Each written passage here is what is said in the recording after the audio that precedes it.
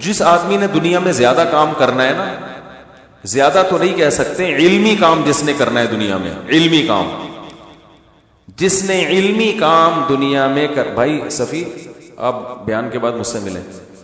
کچھ چیزیں فوراً پارسل کرنی پڑتی ہیں، وہ دماغ سے رہ گئی تو پھر وہ رہ جاتی ہیں، تو میری عادت ہے جو بات دماغ میں آتی ہے نا کرنا ہے، میں فوراً ڈائری میں لکھتا ہوں، اپنے دماغ میں نہیں رکھتا، ٹینشن لینے کا نہیں ہے نا، فوراً ڈائری میں لکھو اس کو۔ تو ابھی ان کو دیکھ کے مجھے کام یاد آیا، ڈائری جیب میں اس وقت ہوتی نہیں ہے تو وہ پارسل کر دو، سمجھ رہے؟ اپنے دماغ کو نا انسان خالی رکھے۔ ہم لوگوں نے اپنے دماغ میں اتنے ساری چیزیں ٹھوس رکھی ہیں کہ یہ بھی کرنا ہے، وہ بھی کرنا ہے، فلانا بھی کرنا ہے، یہ بھی کرنا ہے، وہ بھی، اس کو پیسے دینے، اس سے پیسے لینے، تو اس کا نتیجہ یہ نکلتا ہے کہ جو بڑے اہم کام ہے نا کرنے کے لیے،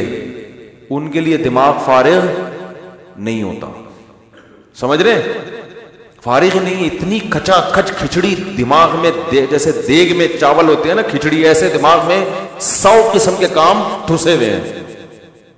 حضرت حکیم الامہ مولانا شرف علی تھانوی رحمہ اللہ تعالی ایک دن صبح فجر کی نماز کے بعد چہل قدمی کرتے تھے اور ذکر بھی کرتے تھے،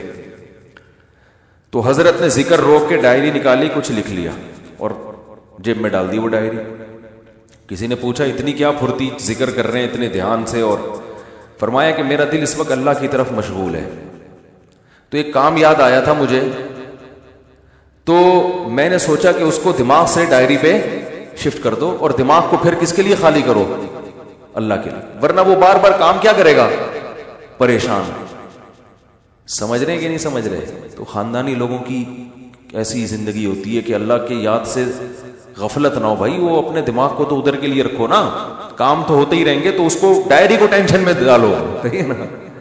ڈائری کو بولو یہ تمہاری ٹینشن ہے، یہ میری ٹینشن نہیں ہے، پھر کسی فارغ وقت میں انسان وہ ڈائری دیکھے کیا کیا کرنا تھا۔